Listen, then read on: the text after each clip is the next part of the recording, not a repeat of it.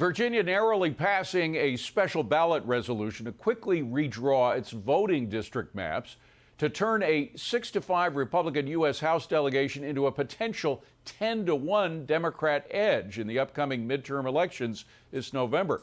President Obama celebrating the abject gerrymandering, saying anti-Democrat moves like this are actually part of the fight for democracy. This is Virginia's far-left Democrat governor is openly admitting to the gerrymandering, but Trump's presidency makes it okay to make anti-democratic moves like this. Listen. Virginians recognize the current state of where we are, want to preserve that bipartisan commission into the future, but want to take this responsive step at the moment.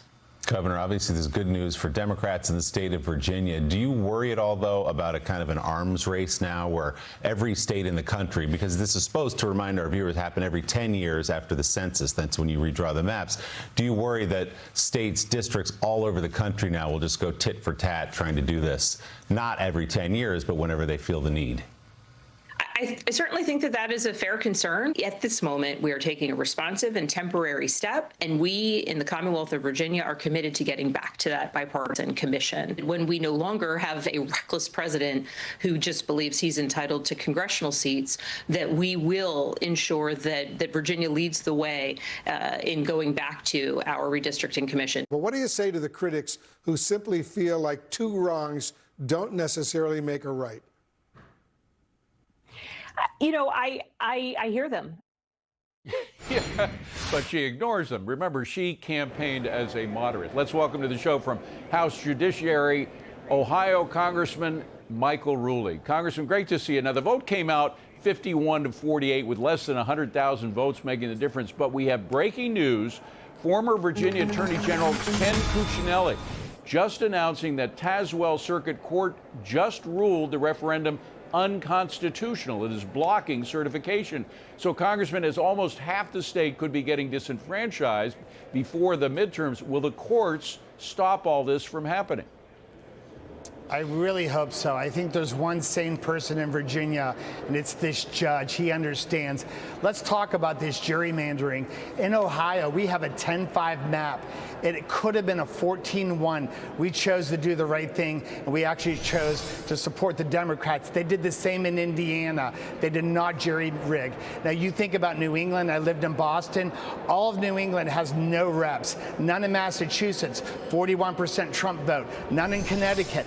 None in New Mexico, none anywhere, none in Vermont, none in Maine. This is insane. And what's going on in Virginia, the cradle of the 13 colonies, is a disgusting disgrace. Now, there's also the fact that most voters in purple Virginia are not Democrats. Here's an exchange between Virginia Senator Tim Kaine and our own Shannon Bream last Sunday. Watch. Let's talk about the last vote there in Virginia, the presidential vote. Vice President Kamala Harris won by about 5 percentage points. So the state is relatively split with a left lean, but 90% of House members from Virginia being from one party? 90% of Virginians are not Democrats. That's true. Correct. But about 100% of Virginians want election results to be respected. We're deeply worried that Donald Trump will try to interfere with the election results this November or in 2028, because we saw him do it before. What's been your reaction to that? That is unacceptable. I mean, what an excuse. Trump derangement syndrome in stage 4 on full display. I cannot believe he even holds the title senator. And the only one worse in Virginia than him is your Attorney General of Virginia. Jay is the worst. All right, Congressman, we got to leave it at that. Thank you for being here. We're going to be watching very closely as this breaking news continues.